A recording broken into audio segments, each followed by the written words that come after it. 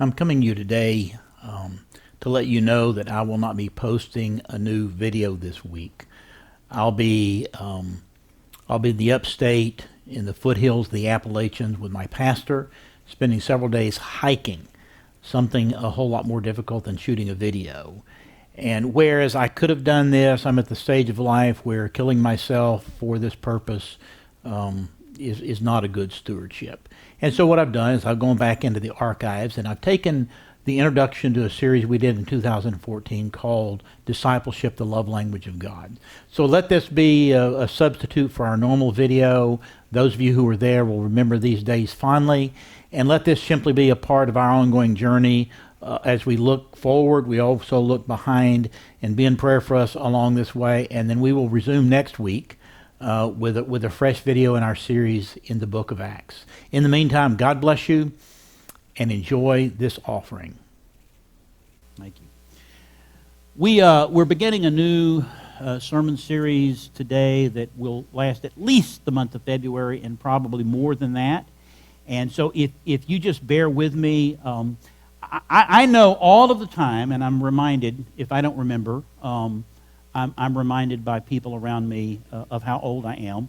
But there are certain times that it just, you can't avoid the things that stick out in your mind and that you remember and you quote. It's like if you're an 80-year-old, the chances are the things that register with you and you cite and you quote that are profound are not something that you learned in the last year. It's typically something you learned a long time ago during a very impressionable stage. And so I say all that in defense of my opening here. So let's just watch this and walk you through setting this whole sermon series, up.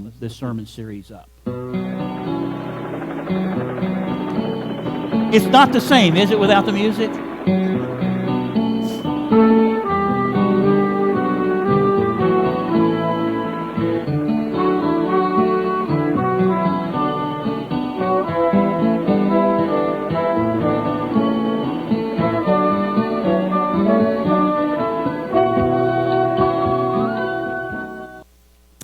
Now,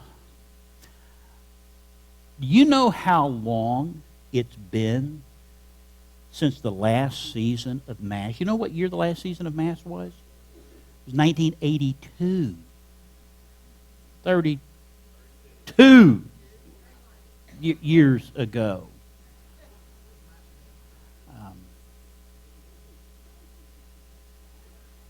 Mobile Army Surgical Hospital. Did you not know that? Write this down. Jesse admitted.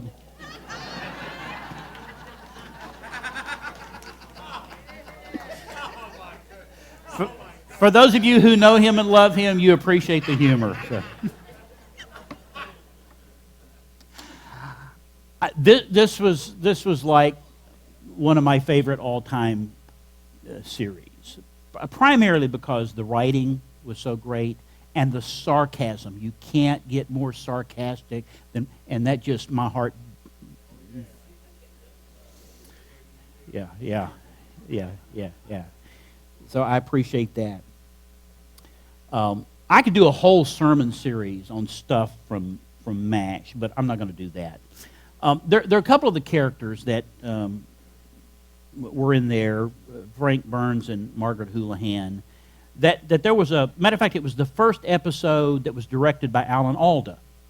So it was in the first season where this took place. Now, if you're not familiar with the cast and the characters and the storyline, all that kind of stuff, the sad part of this is that these two characters represented like the worst in morality, in terms, and they sort of made infidelity acceptable, as did many of the characters there. And so that's the sad commentary here. Frank Burns is the obnoxious, without lips surgeon who's married, and got a wife and kids back home, and Margaret Hot Lips Houlihan is the nurse who was, she was what she was. And so a lot of the stuff revolves around, they're trying to connect, and the camp knows it, and the other people trying to sabotage this stuff, and it plays into a lot of the theme. But there's this particular one was winter time, and in Korea, my brother-in-law served in Korea, When it's cold, it's cold. I mean, it can be a brutal place in the winter and the summer. And Alan Alda, Hawkeye, had received a pair of long johns from home. And so the story revolves around the long johns making their way around the camp from person to person.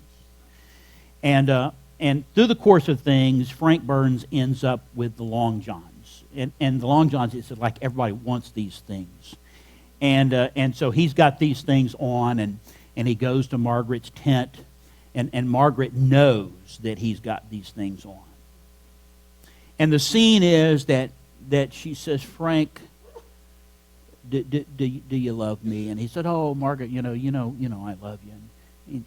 And Margaret says, well, Frank, what, because you love me, what are you willing to do for me? And he says, oh, Margaret, I'd give you the moon and the stars and the sun.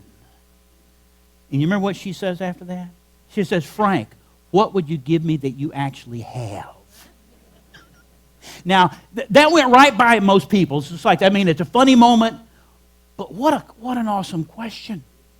Because listen to these words out of John chapter 14. We'll rotate back around to these, but these have to do, this is out of John 14, verses 23 and 24, where Jesus said, Jesus replied, anyone who loves me will obey my teaching. Will obey my teaching. That in this dialogue, which hopefully when we're through with this journey today, you will fully understand, the implications of this, is that how much in a religious or a spiritual context, that the words, I love God, are so easily uttered by us.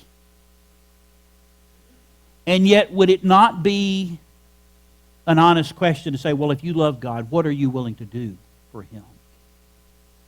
And what are you willing to give that you actually have to give? So that forms the backdrop. In 1995, I mean, this shows how quickly time is evaporating. Gary Chapman introduced this book to us called The 5 Love Languages, How to Express Heartfelt Commitment to Your Mate. And in there, he understood that we're wired differently as people, not just gender-wise. Men and women tend to be wired differently, but we're basically wired in different ways across multiple spectrums.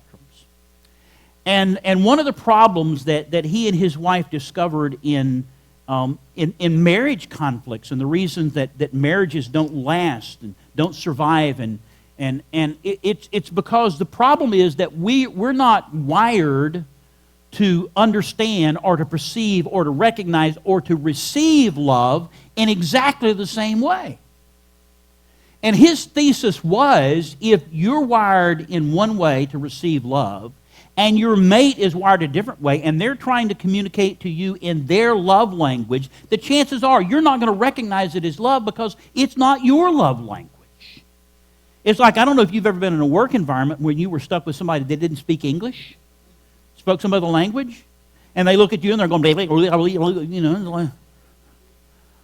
they may be paying you the greatest compliment on the planet,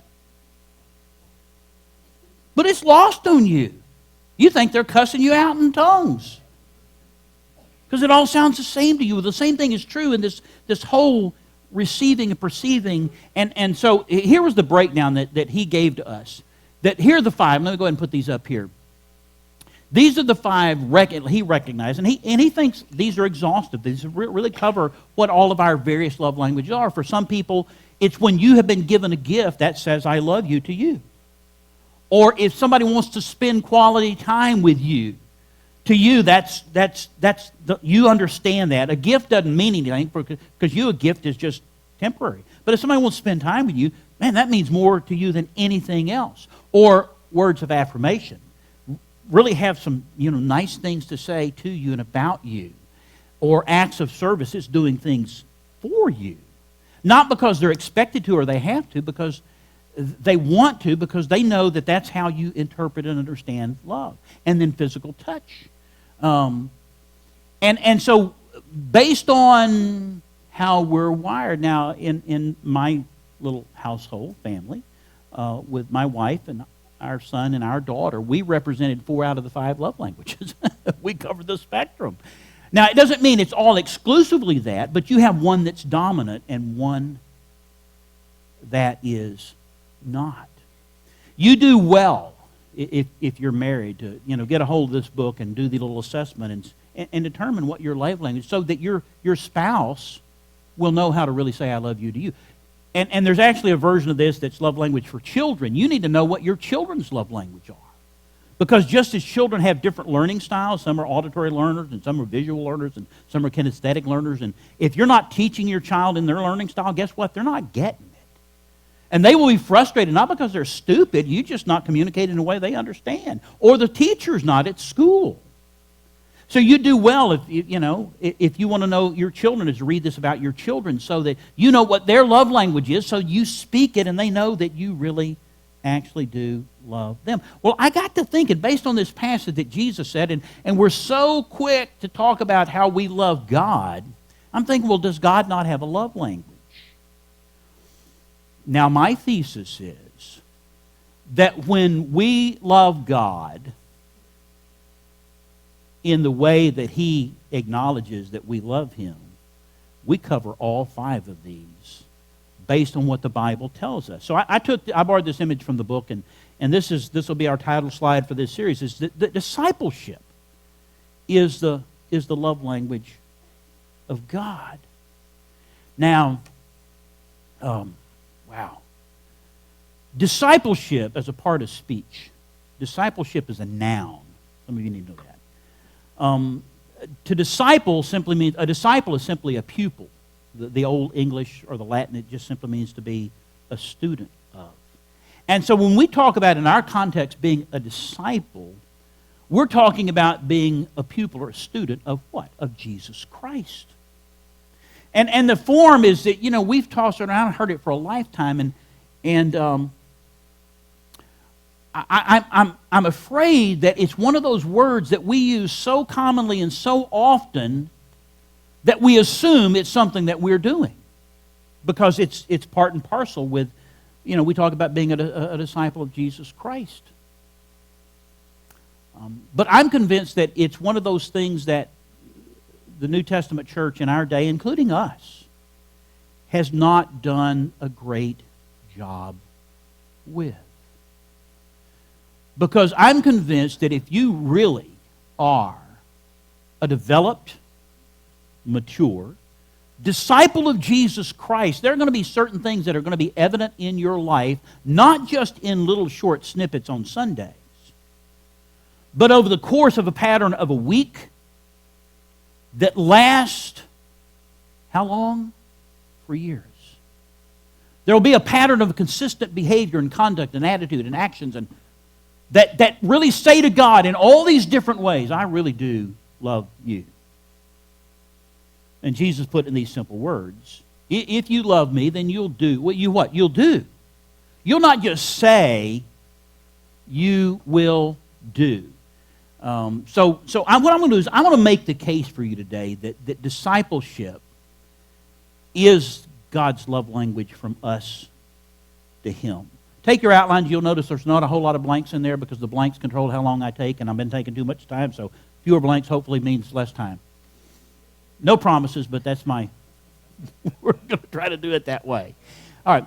First is a case from the Old Testament.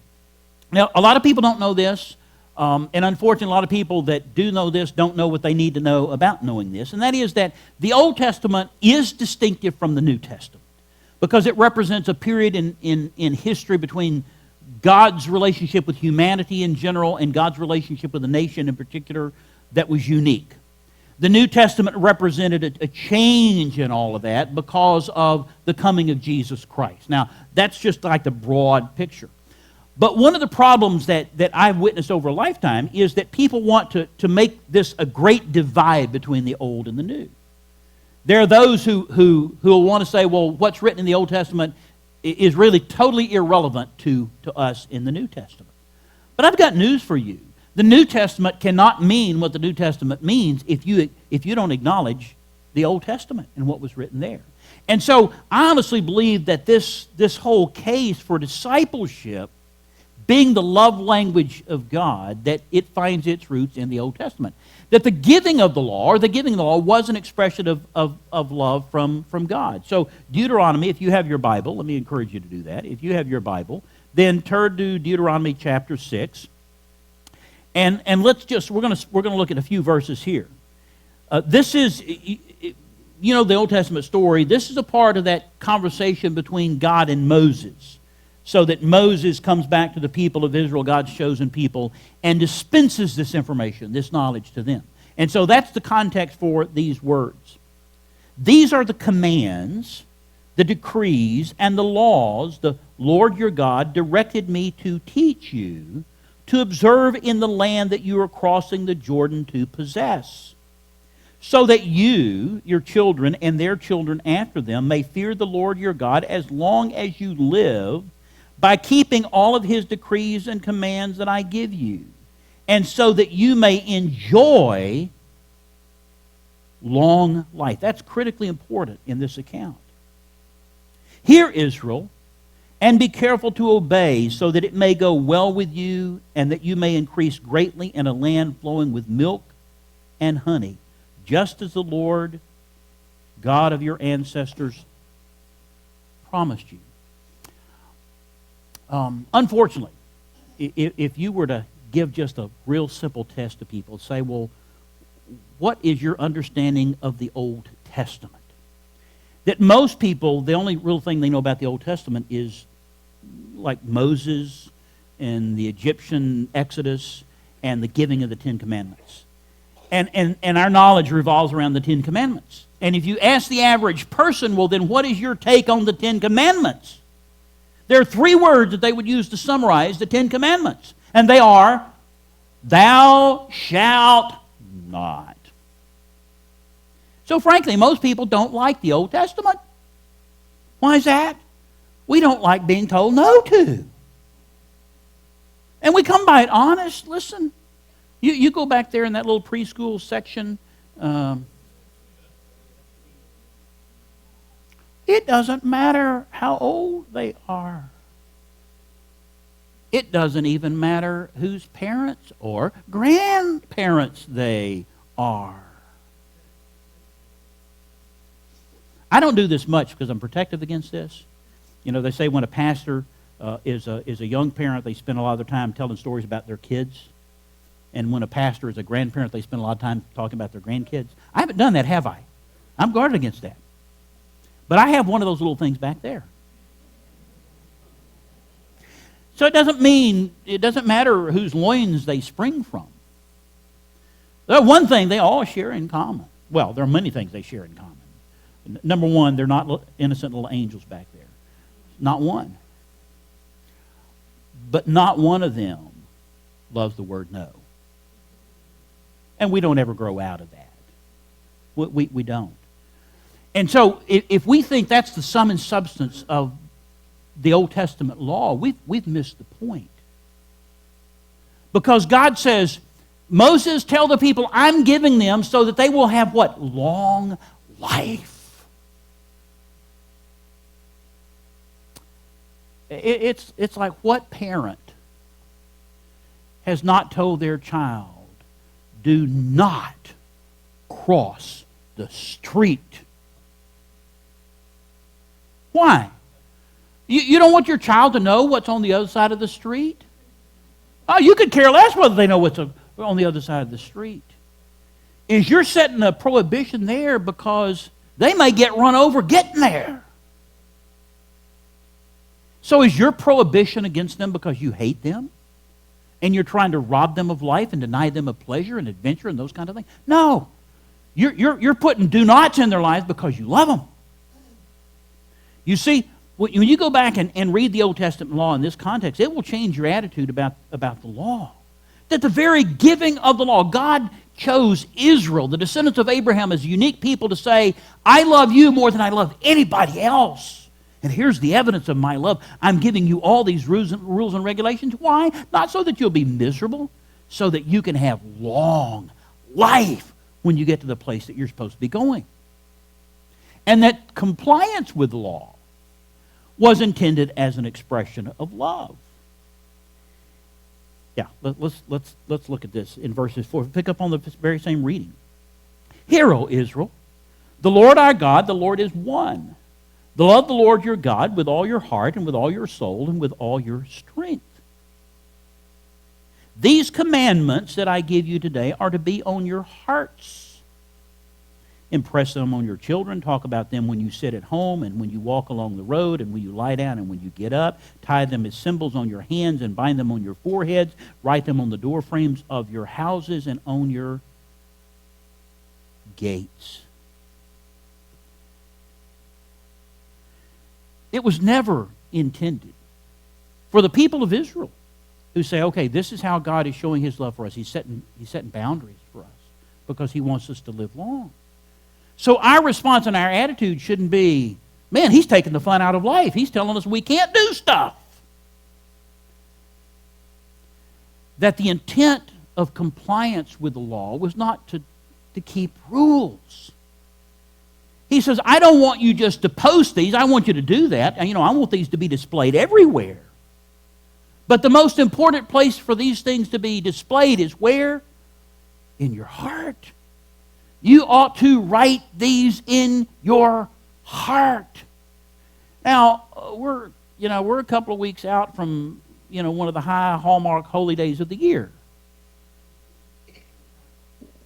Well, yeah. When there's more junk and paper and low-calorie diet stuff given to people on Valentine's Day. And how much of all that stuff that's done is really love? If it wasn't on the calendar and Hallmark wasn't bombarding you would you be doing it? No, you wouldn't. You're guilted into it. Well, some of you are. Some of us try not to be. But Moses said, listen, that God gave it out of love, and your response is intended to be because you love God and you want to honor him. Look at what David said in the psalm. He says this more than once, but this is sufficient for our cause. Psalm 119, verse 97. He says, oh, how I love your law. I meditate on it all day long. That for David, who we know he didn't get it all right, but his attitude was, I'm compliant with your law, I keep your law, I obey your law. No, his attitude was, I get it. God, you gave it to me because you love me. And frankly, when I'm right with you, I love your law. So the case for discipleship, being a student, a follower, a pupil, begins with the Old Testament. 2, then there's the case from Jesus. So we go from the Old Testament to the New Testament, which revolves around Jesus, who gave us these words in John chapter 14. First, in affirmation of the Old Testament. In affirmation of the Old Testament. Look at Matthew chapter 22.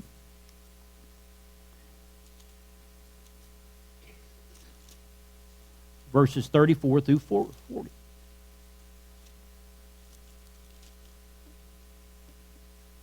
Hearing that Jesus had silenced the Sadducees, the Pharisees got together. One of them, an expert in the law, tested him with this question. Teacher, what is the greatest commandment in the law? And Jesus replied, love the Lord your God with all your heart and with all your soul and with all your mind. This is the first and greatest commandment. And the second is like it. Love your neighbor as yourself. All the law and the prophets hang on these 2 commands. Now, if you're in one of our Bible study, our small group, our connect groups, and you look at this, you need to go back and read this entire chapter. Because this is tag team. That's what this is. It's the enemies of Jesus taking turns crawling into the ring and getting their nose blooded and crawling back out and letting the other one go in there. I got it. Boom. Oh, I don't got it. So this is like after this has taken place a couple of times that one of the wise guys says, hey guys, I got this one. I got the trick question that's going to cause him to mess up. I don't have time to elaborate on what that scene looks like, but my imagination does wonders with this. But the guy says, okay, Jesus, what's the greatest commandment? Well, if you look at the Old Testament law, not just the Big Ten, but Moses handed down over 600 statutes. Depends on who's doing the count as to how many there are. 600! Now, the Pharisees had the first 5 books of the Old Testament memorized. Committed to memory, backwards and forwards. And so it's like, okay, Jesus has got one chance out of 600 plus to get it right. We'll see how smart he is. And what does Jesus do? He affirms what the Old Testament said. He doesn't say it doesn't matter, it doesn't count, it's irrelevant to us. He said some things haven't changed. The greatest commandment then is still the greatest commandment now. It was what was known as the Shema to an Israelite. Hear, O Israel, our God is one God. You shall have no other gods before me, and you shall love the Lord your God with all your heart and your soul and your mind and your strength. And I can see that Pharisee standing up there going,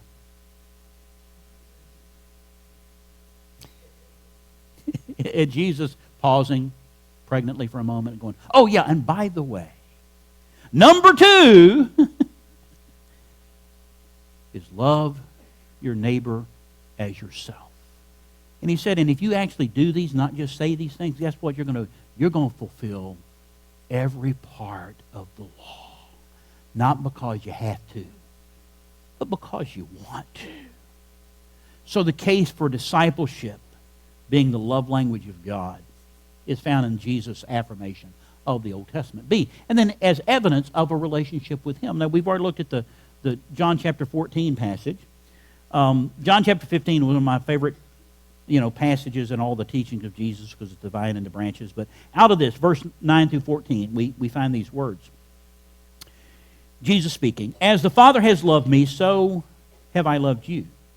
Now remain in my love. Now you need to know that word remain. It literally means to pitch your tent there, to set up residence there.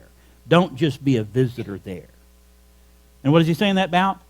Remain in my love. If you keep my commands, you will remain in my love, just as I have kept my Father's commands and remain in his love.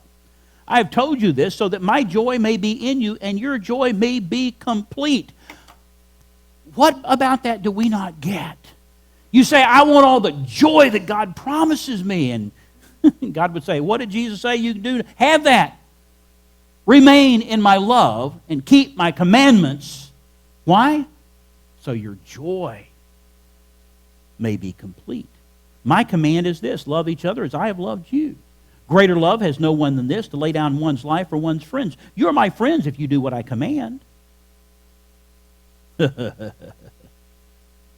One of y'all's favorite songs is I Am a Friend of God. I think about this passage when I watch people singing this. You are my friends if you do what? If you sing about it? No. If you if you do what I command.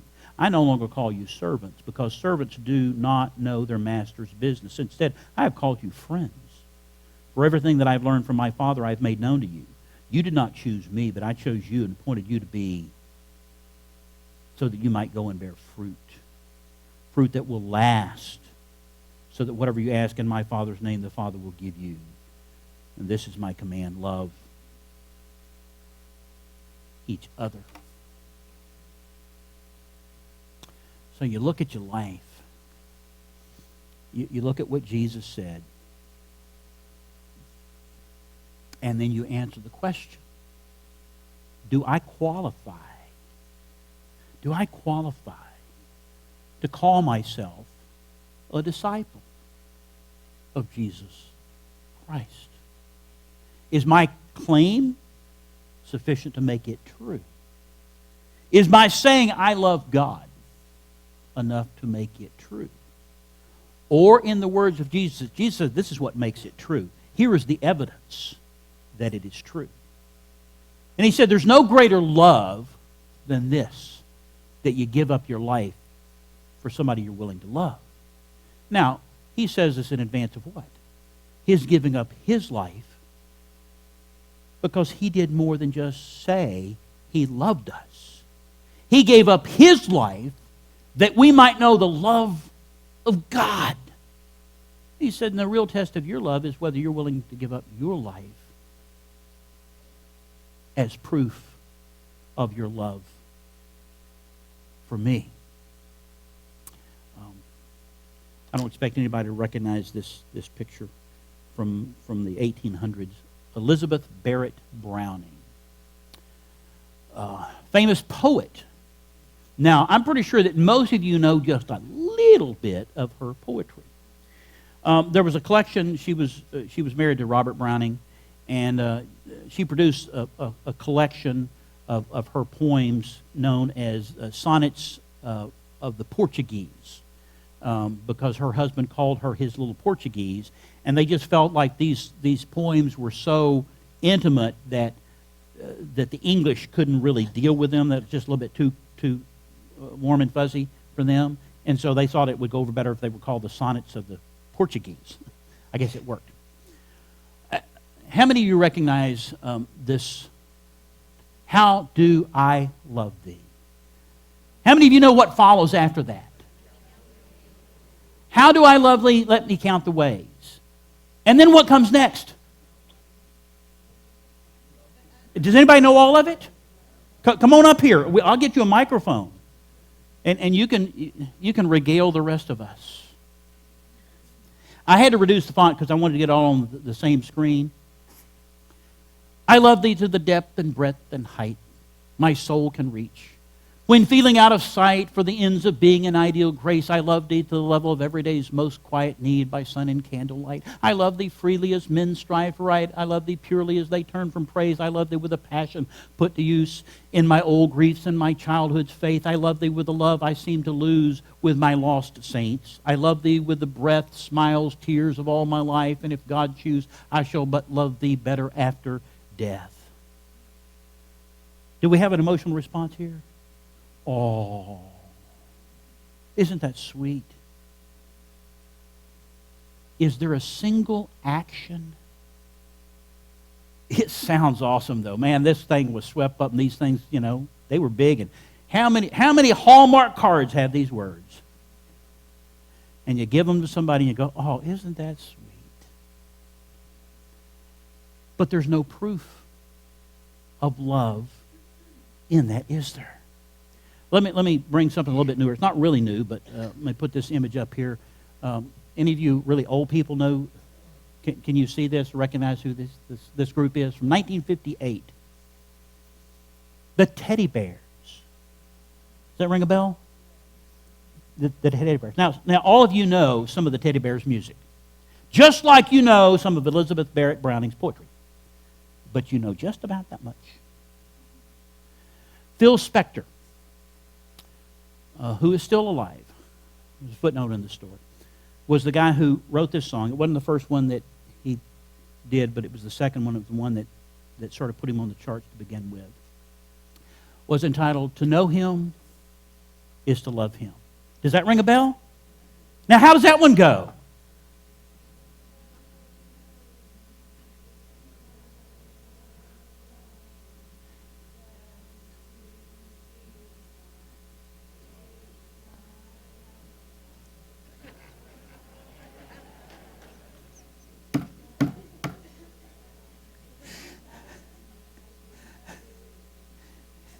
Do you know the rest of it? Somebody does. That's okay. In the interest of time. Yeah. It's just about everybody knows this part of it. To know him is to love him, and I do. But those aren't even the first words here. And somebody who can do all this. You go down to the second verse, I'll be good to him, I'll bring love to him. Everyone says there'll come a day when I'll walk alongside of him. Yes, just to know him is to love him, to love him, and I do. Why can't he see? How blind can he be? Someday he'll see that he was meant for me to know, to love. Just to see him smile makes my life worthwhile. To know him is to love him. What is this song about? You know, I thought, Phil Spector saw these words. His dad committed suicide when he was in his 40s. And so as a young child, he went to the graveside, and on his dad's headstone are these words, to know him was to love him. And that inspired this song that he wrote. And you think, well, what a great song to talk about our love for God. To know him should be to love him. But that's not what this song is about. This song is about unrequited love, secret love, love that the person that it's intended for doesn't even know about it. That might explain. I discovered this morning, going back and doing some final research. You know where Phil Spector is right now? Some of you. He's in jail in California for murder. 2002, killed his girlfriend. And there were 3 other girlfriends that he had threatened with a gun. You think he knew anything about love? I don't think so at all. Well, brings us to these conclusions. We can't be a disciple without a love for God. I don't even think that needs a comment. It is what it is. We can't be a disciple without the love of God. John, the apostle, wrote in one of his little letters, this is love. Not that we love God, but what? That he loved us. We can't know what love for him is until we've experienced his love for us in Jesus Christ. And then 3, we can't be a disciple without love beyond words. If the most we ever do is just say it, guess what? We are not a disciple of Jesus. And number 4 is discipleship. Doing those things that he tells us to do is his love language. I want you to bow your heads.